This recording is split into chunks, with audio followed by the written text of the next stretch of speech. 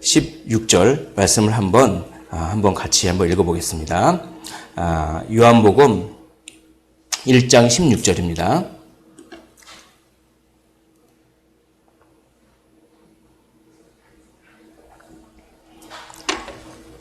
요한복음 1장 16절의 말씀.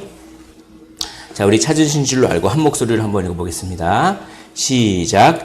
우리가 다 그의 충만한 데서 받으니 은혜 위에 은혜로라. 아멘. 우리가 다 그의 어떤 데서요? 그의 충만한 데서 받습니다.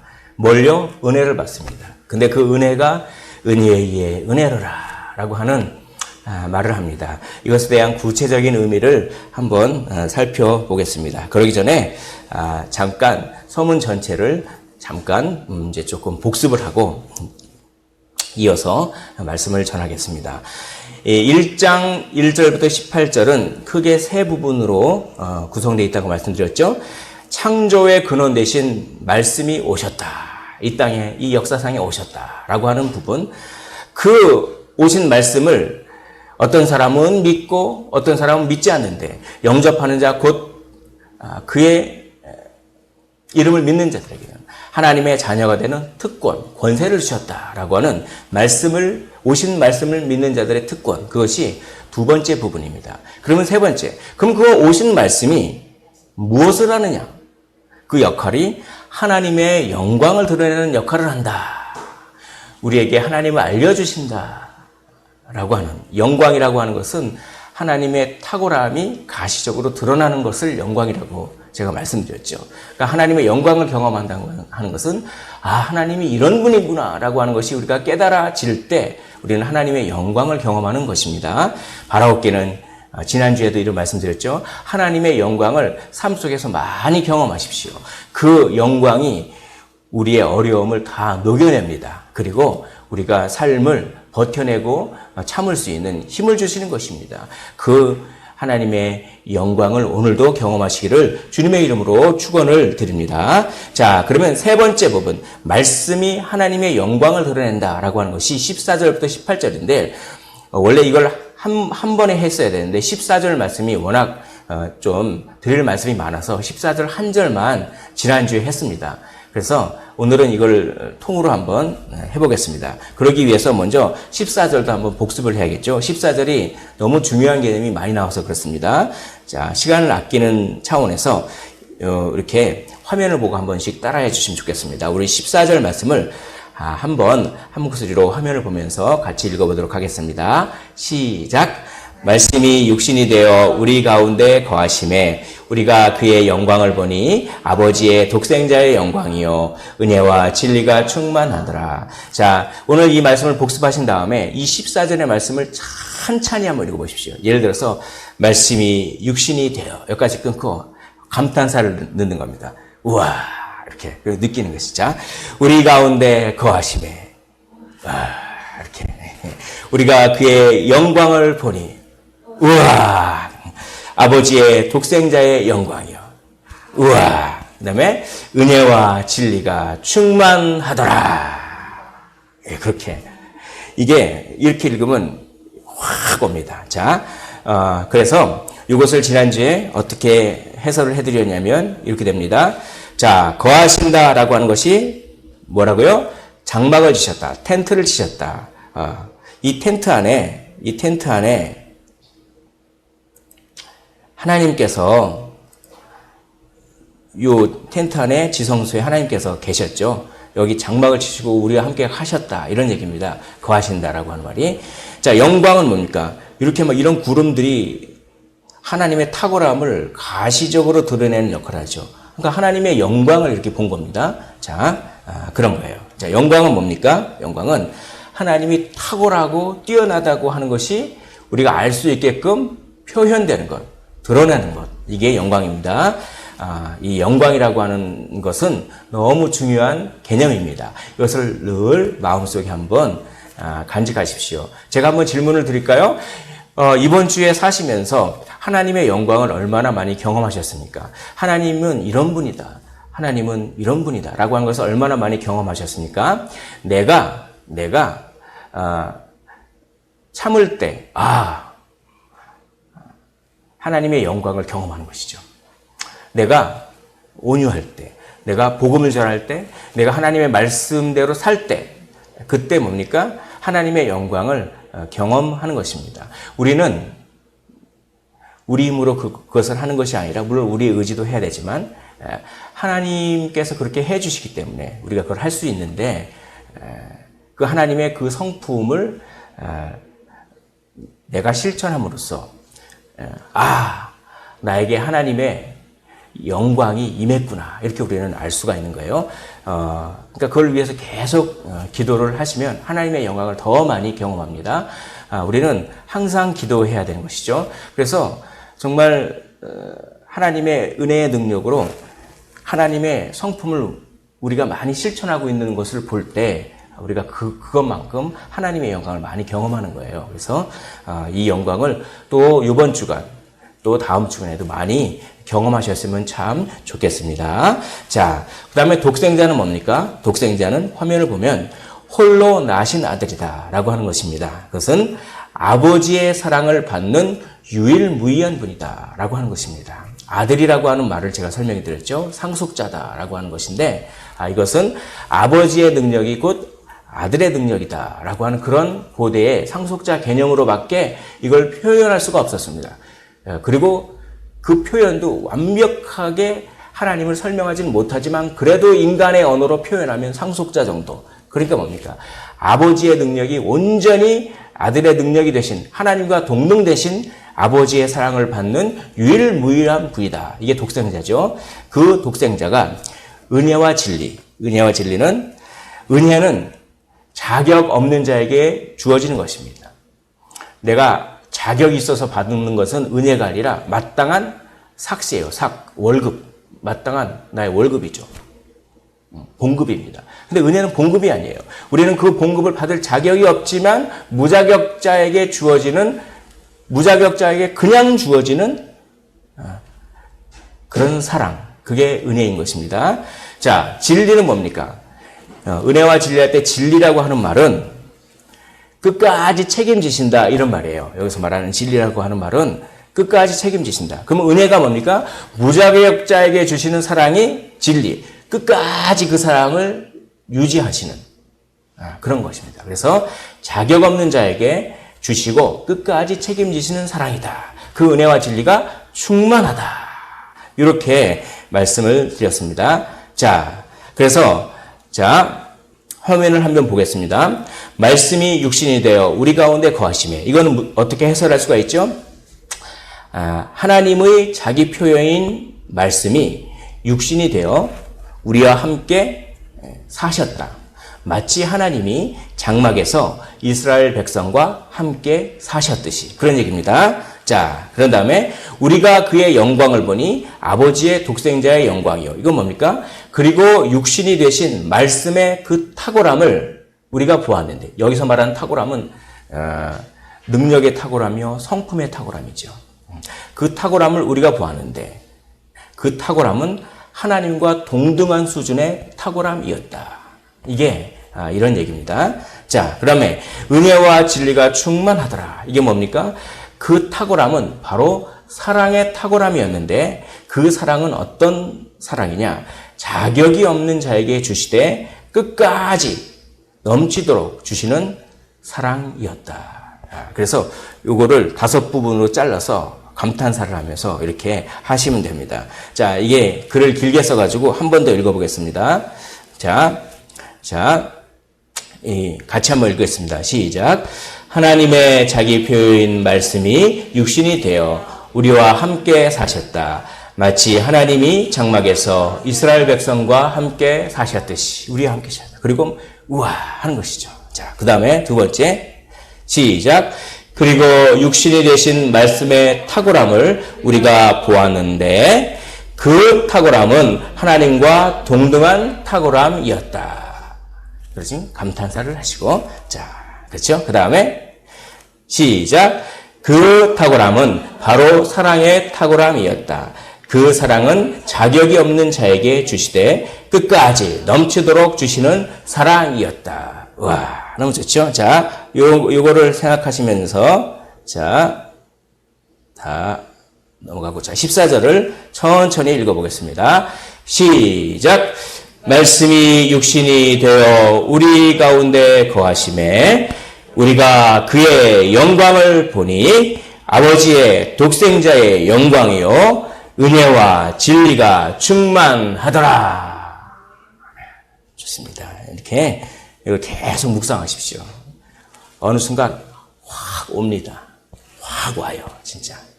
시도를 한번 해보시길 원합니다. 자, 그 다음에 계속 한번 넘어갈게요. 자, 그 다음에 이제 15절 말씀, 오늘 나눌 말씀입니다. 15절에 이렇게 되어 있습니다.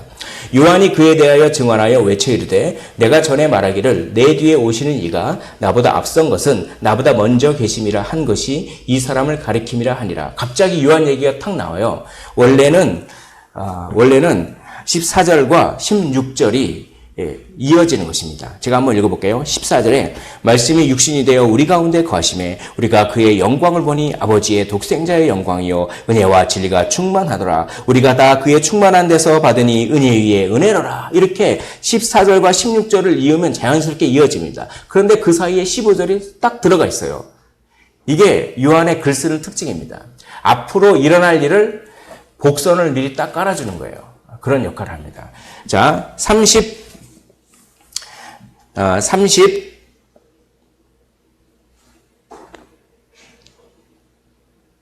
29절이죠. 29절에 보면 이렇게 되어 있습니다. 이틀날 요한이 예수께서 자기에게 나오심을 보고 이르되 보라 세상 죄를 지고 가는 하나님의 어린 양이로다 라고 하면서 요한 얘기가 쫙 나와요. 요한 얘기가 쫙 나오고 또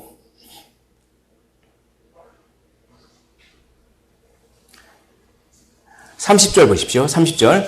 내가 전에 말하기를 내 뒤에 오는 사람이 있는데 나보다 앞선 것은 그가 나보다 먼저 계심이라 한 것이 이 사람을 가리킵니다. 라고 하면서 요한 얘기가 나오는데 이 요한 얘기를 먼저 15절에서 그렇게 복선을 깔아놓는 것입니다. 그렇게 깔아놔서 나중에 더 강조되는 그런 역할이 있습니다. 근데 여기서 중요한 것이 하나 있습니다. 요한이 이 고백이 예수님을 만나기 전에 한 거예요. 그러니까 예수님의 얼굴을 보지도 않은 상태에서 막 증언하는 것입니다. 증언하는 것입니다.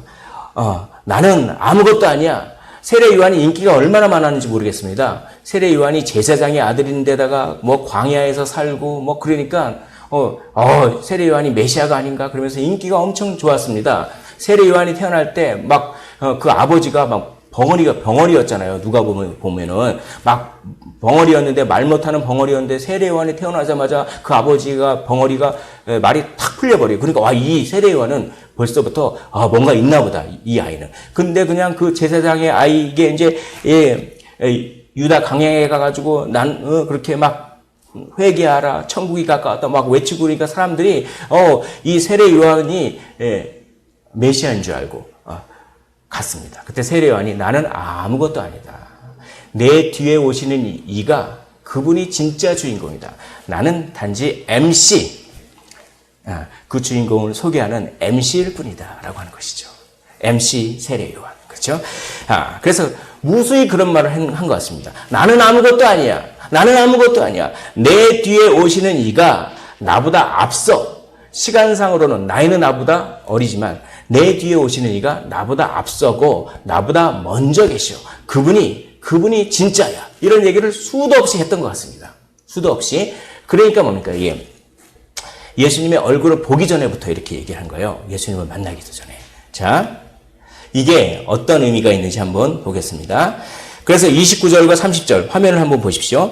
자, 드디어 세례 요한에게 세례를 받으려고 예수님이 오십니다. 예수님이 오셔요.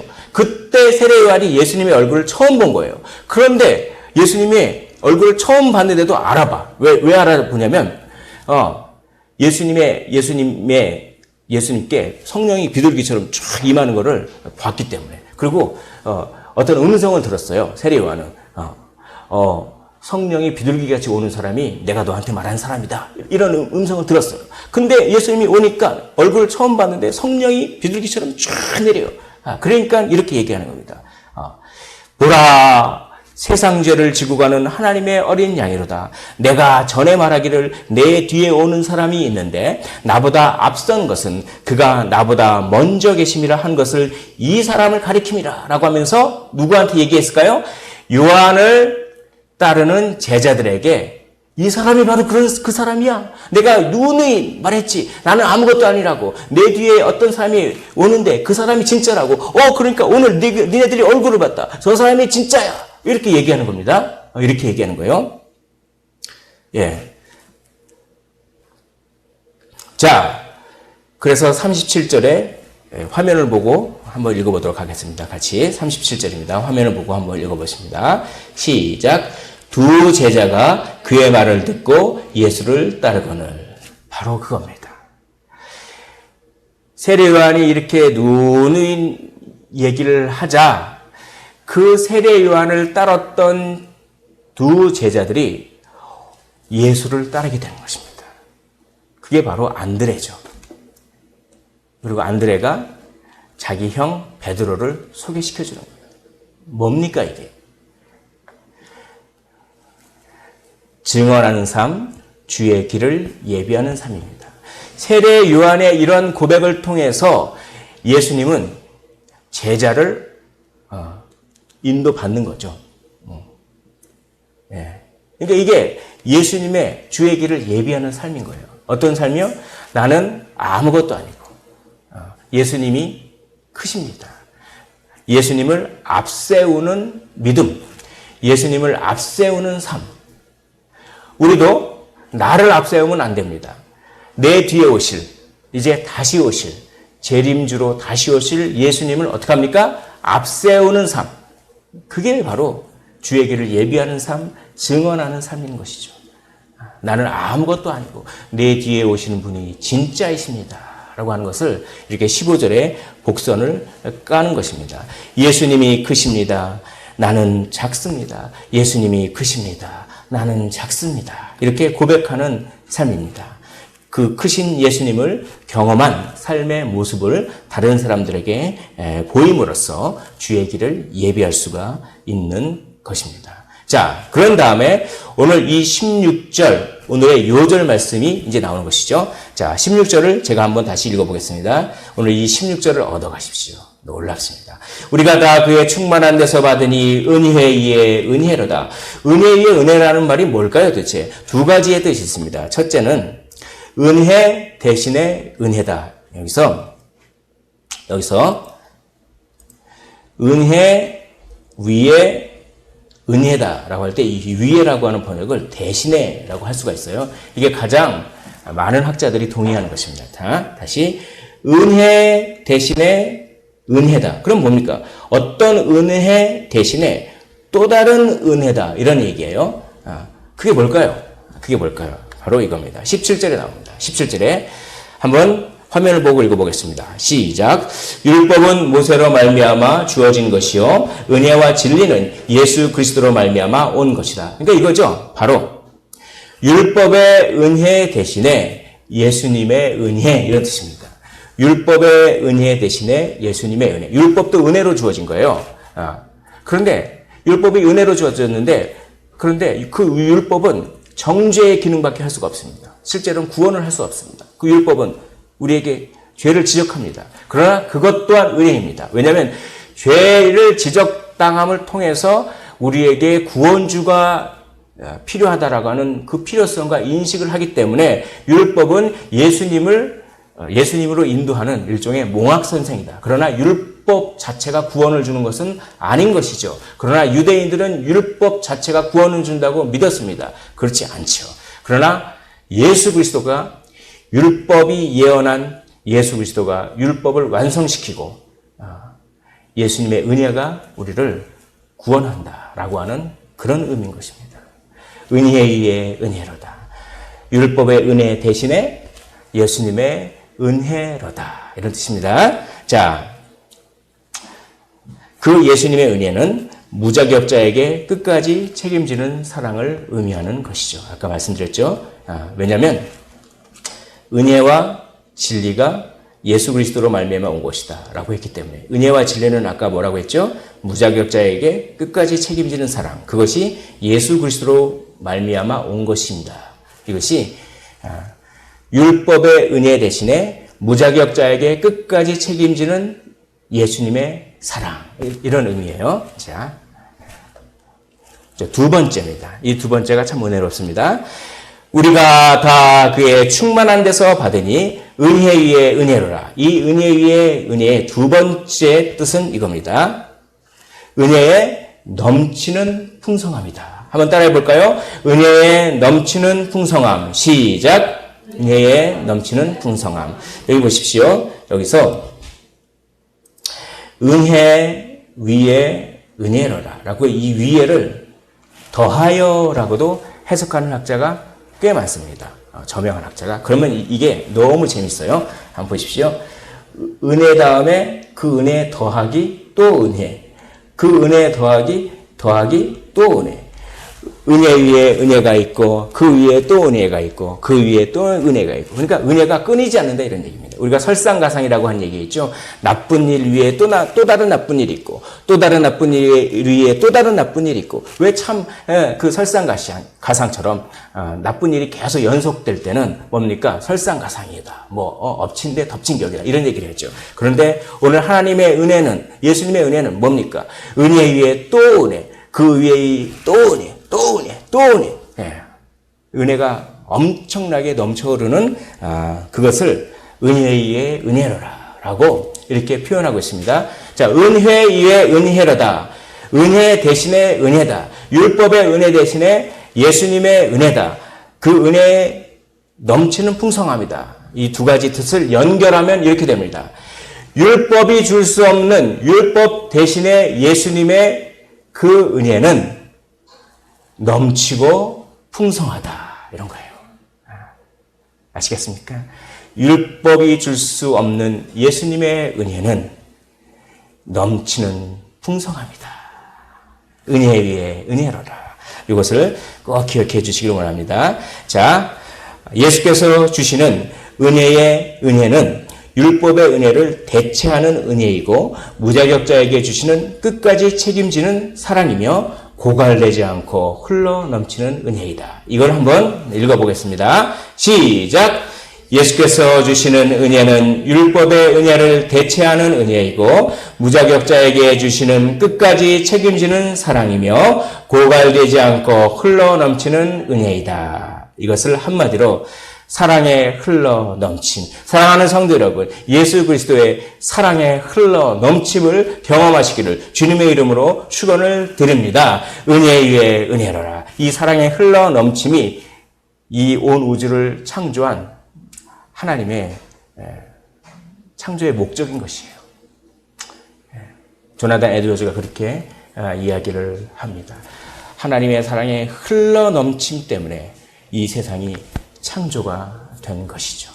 은혜 위에 은혜로라. 하나님께는 이 사랑의 흘러넘침을 경험하시기를 원합니다. 그래서 이렇게 4장 14절에 내가 주는 물을 마시는 자는 영원히 목마르지 아니하리니 내가 주는 물은 그 속에서 영생하도록 솟아나는 샘물이 되리라. 여기서 영원히 솟아난다. 그러니까 뭡니까? 이 샘물이 이거예요. 샘물이 멈추질 않아요. 퍽퍽퍽퍽 하면서 마치 심장 뜻이 계속 결코 멈추지 않습니다. 은혜가 계속 탁탁탁탁 계속 샘솟습니다. 내게 샘솟는 기쁨. 그 찬양 한번 해볼까요? 내게 샘솟 박수 치면 기쁨. 내게 샘솟는 기쁨. 내게 샘솟는 기쁨 넘치네. 할렐루야 할렐루야. 내게 샘솟는 기쁨.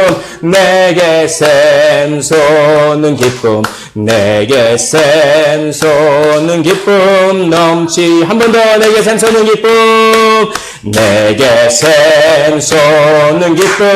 내게 샘솟는 기쁨. 내게 샘솟는 기쁨 넘치네. 할렐루야. 내게 샘솟는 기쁨. 내게 샘솟는 기쁨. 내게 샘솟는 기쁨 넘치네. 아멘. 은혜 위에 은혜로라. 영원히 솟아나는 그 사랑의 샘물을 우리 여러분들이 경험하시기를 원합니다. 나를 믿는 자는 성경의 이름과 같이 그 배에서 생수의 강이 흘러나오리라. 우리에게 사랑의 영이신 성령이 충만하게 늘 샘솟는 그런 것을 은혜 위에 은혜로라 라고 표현하고 있는 것입니다. 로마서 5장 20절에 바울은 이렇게 얘기합니다. 율법이 들어온 것은 범죄를 더하게 하려 함이라. 그러나 죄가 더한 곳에 은혜가 더욱 넘쳤나니. 율법은 범죄를 우리에게 줍니다. 왜냐하면 율법이 있음으로 말미암아 오히려 그 율법을 읽을 때 율법을 반해서 행동하고 싶어요. 이상하게. 원수를 사랑하라라고 하는 말씀을 읽을 때 원수를 죽이고 싶은 마음이 생깁니다. 왜냐하면 우리 안에 죄성이 있기 때문에 율법이 오히려 우리의 죄를 더 많이 자극하고 율법 때문에 우리의 죄가 더 많이 만들어지는 거예요. 그것을 바울은 알았습니다. 오라, 곤고한 자로다.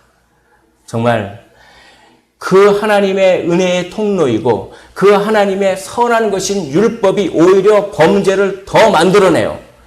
그런데 그 범죄가 더한 곳에 어떻게 됩니까? 은혜가 더욱 넘쳤습니다. 은혜가 더욱 넘쳤어요. 이겁니다. 자, 우리가 범죄를 하려고 하는 게 요만큼이면 그 은혜는 이만큼 돼서 눌러버리는 거예요.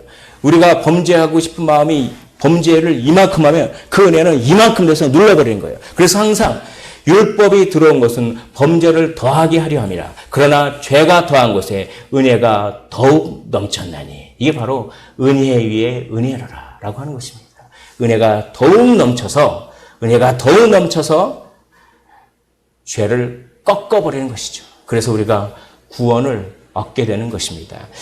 이 부분을 마틴 로이드 존스가 설교한 설교문을 한번 읽어보면서 마치도록 하겠습니다. 이 부분을 요한복음과 연결해서 마틴 로이드 존스 목사님이 이렇게 설교했습니다. 한번 화면을 보시면서 잘 한번 들어보십시오. 은혜는 항상 흘러넘칩니다.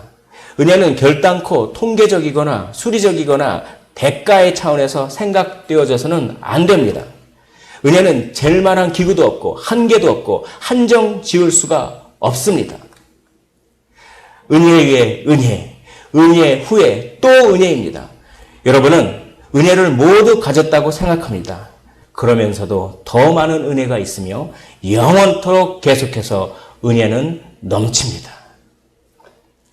이 넘치는 은혜를 아십니까? 그것을 생각하고 가슴이 벅차 오르십니까? 전도란 무엇입니까? 모든 그리스도인들이 넘치는 은혜를 체험하고 있는 사람으로서 세상을 살아간다면 사람들이 하던 일을 멈추고 직장과 거리에서 이렇게 우리에게 물을 것입니다. 그것이 무엇인지 말해 주십시오. 나는 그것을 알기를 원합니다. 나 자신을 위해서라도 그것을 알기를 원합니다. 당신이 가지고 있는 그 넘치는 그 무엇이 무엇인지 나도 알고 싶습니다. 그러나 너무나 흔하게 그들이 우리를 살펴보고는 만일 이것이 기독교라면 나는 그것을 원치 않습니다. 라고 말하는 것을 듣습니다. 은혜의 풍성을 즐거워하지 않는 삶은 일종의 죄악입니다. 여러분이 왕자의 삶을 누리도록 되어 있는데 거지로서 산다면 그것은 죄악입니다. 우리는 하늘나라 왕의 자녀들입니다. 여러분의 머리를 드십시오. 당당하게. 그리고 하나님의 은혜의 풍성을 다른 사람들에게 보이시길 원합니다. 다른 사람들에게 인내와 겸손과 평강과 기쁨과 자유함을 보이시기를 원합니다. 복음의 해방감과 복음의 능력을 보이시기를 원합니다. 어떻게 해요? 18절. 본래 하나님을 본 사람이 없으되 하나님이 품속에 있는 독생하신 하나님이 나타내셨느니라. 품속에 있다. 친밀하다는 것입니다. 바로 하나님과의 친밀함을 통하여 우리는 은혜 위에 은혜로라. 은혜 위에 또 다른 은혜가 있고 율법의 은혜 대신에 예수 그리스도의 은혜, 풍성한 은혜, 늘 샘솟는 그 은혜를 하나님과의 친밀함을 통해서 아버지의 품속에 있음으로 말미암아 그런 친밀함을 우리가 느낄 때 우리의 표정은 바뀔 것이요, 우리의 사람을 대하는 태도가 바뀔 것이요, 우리의 삶을 대하는 자세와 그리고 우리의 언행과 말과 우리의 여러 가지 것들, 그런 것들이 자연스럽게 은혜에 의해서 바뀌어질 것이요, 그러면 사람들이 이렇게 얘기할 것입니다. 그것이 무엇입니까? 당신 안에 있는 그것이 도대체 무엇입니까? 나도 나를 위해서라도 내가 그것을 알고 싶습니다. 그럴 때 교회에 한번 나와서 그것을 경험해 보십시오. 저 말고도 많은 분들이 그것을 갖고 있습니다. 라고 하면 얼마나 좋겠습니까? 바라옵기는 하나님과의 친밀함을 통해서, 예수님과의 친밀함으로 은혜 위에 은혜를 경험하십시오. 은혜 위에 또 다른 은혜가 있고 그 위에 또 다른 은혜가 있고 늘 샘솟는 은혜가 있어서 다른 사람으로부터 위로받지 못해도 좋고, 다른 사람으로부터 칭찬을 받지 못해도 좋고, 다른 상황이 잘 안 풀려도 좋고, 내 안에 은혜의 샘이 계속 은혜 위에 은혜로 솟아나서 그것으로 나의 삶이 인도되어질 때 다른 사람들에게 저도 그것을 알고 싶습니다 라고 말하게 하는 삶을 살게 될 줄 믿습니다. 이 시간 찬양하고 기도하는 시간을 갖도록